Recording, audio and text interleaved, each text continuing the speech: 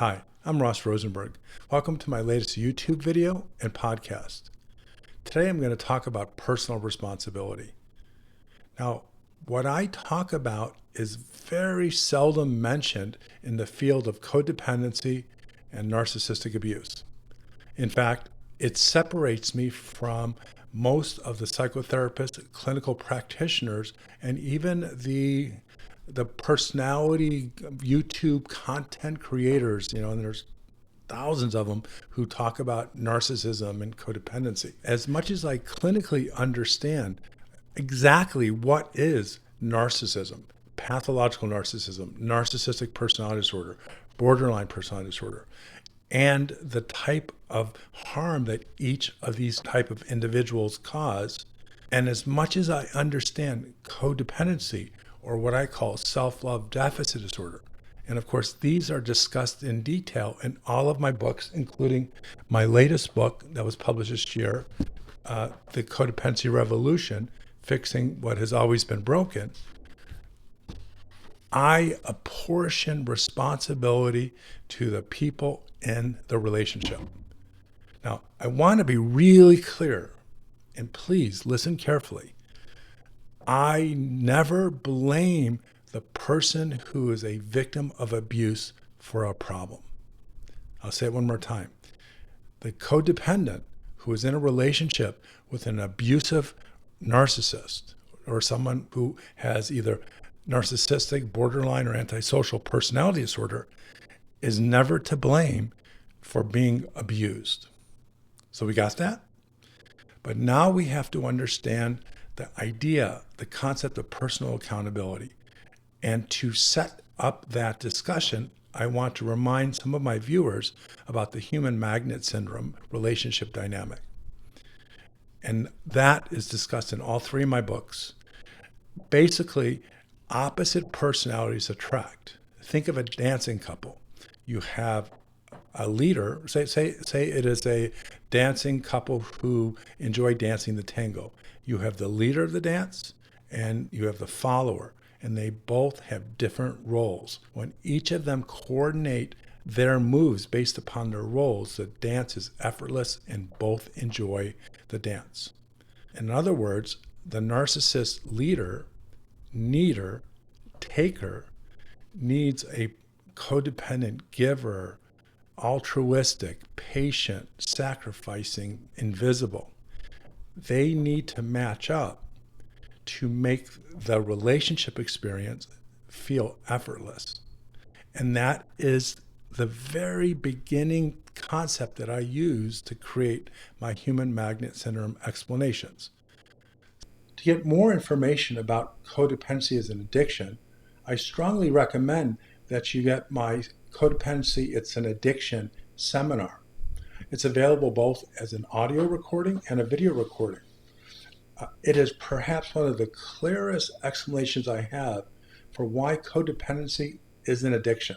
And this video I can offer at a 25% discount, and information will be up here or below in the description of the video. So I roll that out now.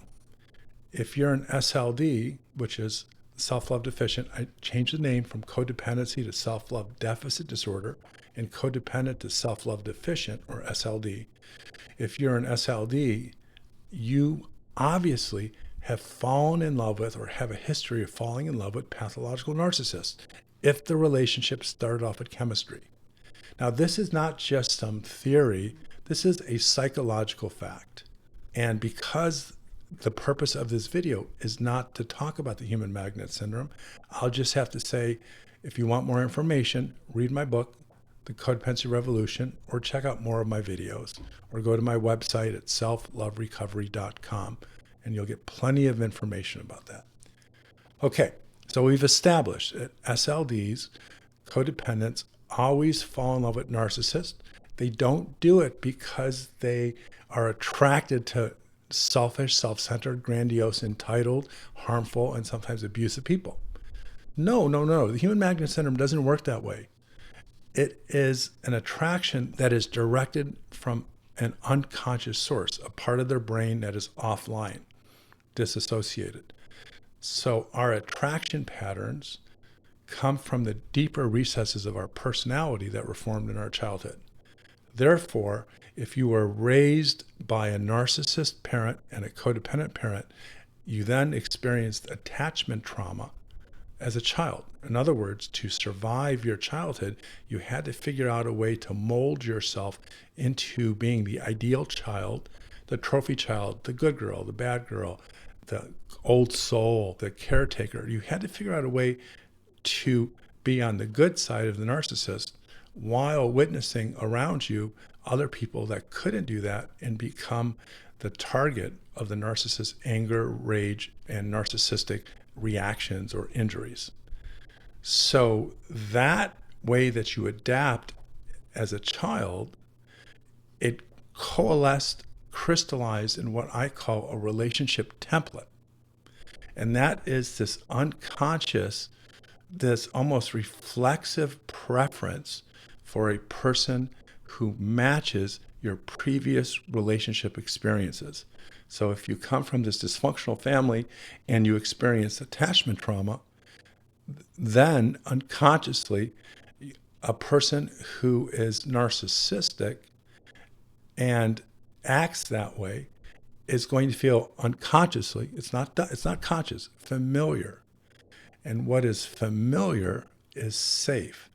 So in a moment's notice, on an unconscious and dissociative level, when you meet a person who is physically attractive to you, or attractive to you in all the different domains that one finds a person attractive, and that's not the human magnet syndrome, that's a whole different process.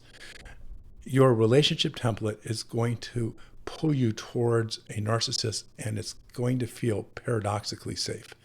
I know it sounds bizarre, but if you're an SLD and you've read my books, you've been in my therapy, my treatment program, you will know this to be true. That you fall in love, head over heels, soulmate love, perfect love, because it feels so right. This charismatic, strong, bold, edgy, sarcastic, funny, independent person. All of these positive descriptions, what will later be described differently as narcissistic. But you're under the cloud, the love cloud, what we call limerence. So you fall in love with the narcissist, you feel like it's real, it's complete, and a relationship moves from two lonely people to an enmeshed couple very quickly, meshed emotionally, relationally, sexually, into this one dysfunctional relationship where naturally the SLD, the codependent, loses herself or himself in the relationship, and the narcissist is the needer, the taker, is getting all of their narcissistic needs met. Now, of course, you don't know that because both of you are madly in love and you can't get enough of each other. You can't sleep and eat. But eventually, that love cloud wears off. And for the SLD, that's when the storm starts. That is when the love cloud or the limerence subsides and you have a WTF reaction, like, what have I done? That's when the narcissism becomes apparent. That's when the narcissist feels safe to be him or herself. And because you're an SLD, and because your whole life's experience has been in these relationships, you consciously and unconsciously decide to stay. Now, that's a key difference between someone who's self-love abundant. That is the goal of my treatment program. The Self-Love Recovery Treatment Program helps codependents or people with self-love deficit disorder neutralize, rid themselves permanently. It's a cure of self-love deficit disorder, codependency, and then it is replaced naturally by self-love abundance. But as someone who's self-love deficient, who is afraid of being by themselves, who is controlled by the strongest withdrawal symptom of relationship addiction that afflicts all SLDs. And all that stuff is in different videos. It's in my book. It's information about my treatment program. that SLDs are victims of a relationship addiction. By the way, so are the narcissists, that they cannot feel safe and whole when alone. Regarding narcissistic abuse, it is a very complicated subject. There are hundreds, probably thousands of videos out there on YouTube with everyone saying they are the expert on narcissistic abuse and narcissism. I'm not here to compete with them, but I will say my clinical understanding of narcissistic abuse, the relationship dynamic that compels a codependent or someone with self-love deficit disorder to remain in a relationship despite the narcissistic abuse, is explained in detail a 6-hour educational seminar entitled Everything You Need to Know About Narcissistic Abuse.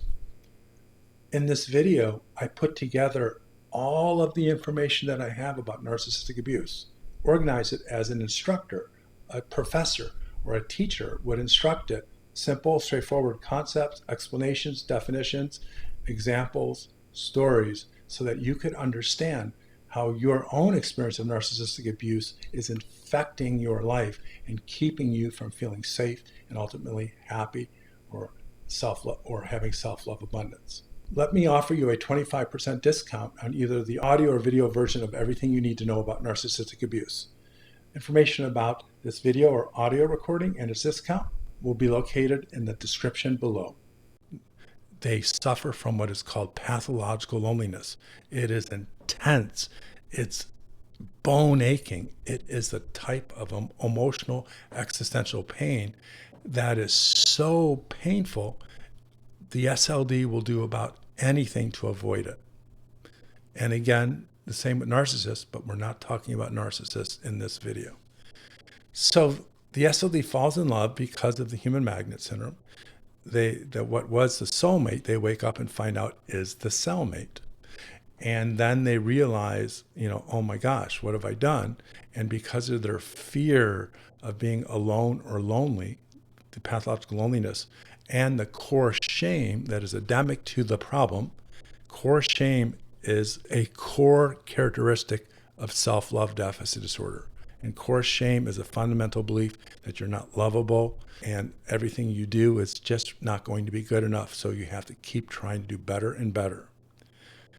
So because of the core shame, the pathological loneliness, and this relationship addiction that compels you to be in a relationship, you stay. You stay when things really suck. You stay when there are storms and there's abuse, neglect. You stay when your children are being hurt. You stay when you're lonely. You stay when your partner's having an affair with someone else. You stay. Now, I am not here to kick the victim. I have been that victim more times than I want to talk about. I know about why temporary insanity, and I use the word lightly, infects the codependent or the SLD's mind, why they can choose to stay with a narcissist when there is so much negative and harm that happens to them and the people they love. I get it. And plus, I have been providing treatment services to SLDs, codependents, for quite a long time now. It's a form of insanity. Now, again, insanity, I call it insanity light. It's a form of a serious mental health problem that impacts our thinking, our judgment, our values, and our morals. SLDs who decide to stay with pathological narcissists, despite all the harm that happens to them and perhaps their children, can be moral people. They can be.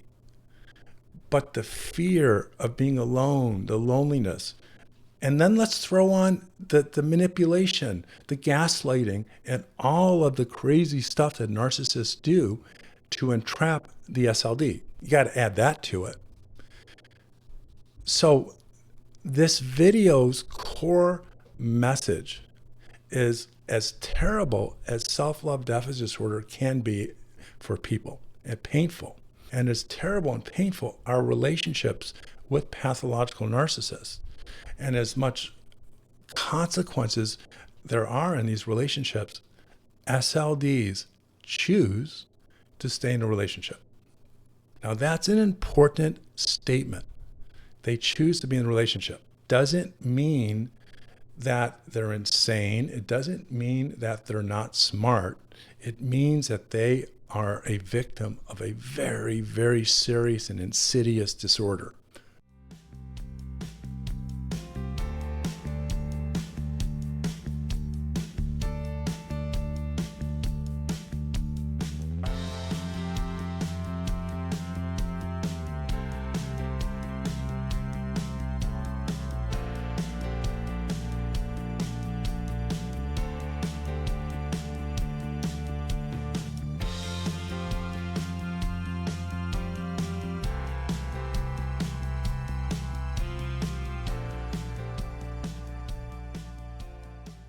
Self-love deficit disorder is unlike any. That is why I've been writing about this, why I have so many YouTube videos, podcasts, and I got 3 books now on the subject.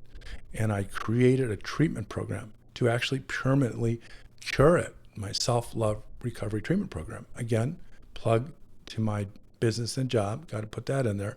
More information, go to selfloverecovery.com. Or if you want to get information and be a part of an information stream, consider subscribing to our Patreon service. And that information will be in the description of this video. SLDs choose to be in these relationships and they feel powerless to get out of them. In addition to powerless of getting out of them, because first, blame has to be apportioned. They also are a victim of tremendous manipulation. There is a counter offensive there of any attempt for them to try to get out. But still, if there wasn't any resistance and there wasn't any gaslighting, I'll tell you, as a recovering SLD and as a person providing treatment to them, the SLDs are still going to choose to stay. And that's the saddest part of this disorder, is we make that decision and we throw our lives under the bus. We sabotage ourselves over and over again. And should you escape, should the pain and the consequence and the agony be so much that you leave, guess what? The SLDD still is around. Just because you leave doesn't mean your self-love deficit disorder goes away. No. You have what I learned early on in my career, you have a broken picker, or you suffer from what a therapist once told me is you fall in love with the same person, but with a different face. So the next person is going to be a narcissist. And that is very, very predictable. And if you're an SLD, you know this. If you're a practitioner treating SLDs, trust me, just ask them questions. So taking personal responsibility is the only way out of SLDD. It doesn't mean you have to take blame that it's not yours to take. It means that we realize, we come to terms that we have been powerless over the forces that are responsible for our SLDD. We are powerless over fighting them, and we succumb to the gale force winds keeping us pinned to the ground. But if you take personal responsibility on your disorder and know that the only way to get out of it is that you have to fight the fight of your life like there was no other fight. You have to go against these elemental, subterranean, unconscious, disassociated forces that require you to stay in these relationships. You have to fight them, and you will need a therapist that understands the disorder, understands it's, and I'm reusing this term again, it's subterranean. I love that term. It's in the background. It's dark. You can't get it. It's literally disassociated from your conscious thinking mind. I have my healing the inner trauma child technique, or my Hitch method, and I have a video on that too, by the way. So we need to take responsibility, not to feel worse, but to give our lives hope, to give our children hope. And even if our children are grown adults, to become the role model that we should have been.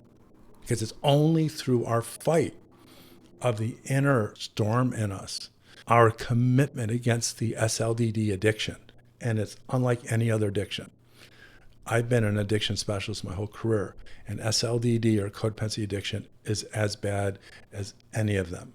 And the number one withdrawal symptom, pathological loneliness, is as painful and almost impossible to get around than the other ones also. But we can fight, we can get through this, we can recover, and we can then find a way to heal our self-love deficiency and learn to love ourselves, because that is the antidote. That's the cure. Now listen carefully, because I'm choosing my words precisely. Because we have not chosen to do anything and everything that is possible to escape the dungeon, the prison of our SLDD, and have resigned to our greatest fears and come to this broken like thought process. And this saying, it's kind of a disturbing saying, and I'm going to read it. It's better the devil you know than the devil you don't. That's the craziness. We can decide to change this and fight for our life. And that's why we have to take responsibility, because there's no one that's going to rescue us. There's no one that's going to give us the courage to fight past all of the internal and external forces that keep us nailed down into this SLED, terrible, pathetic life. Taking responsibility is the only way out. You can do it, even if the people around you are trying to sabotage you. It's not your fault for being abused and hurt and gaslit.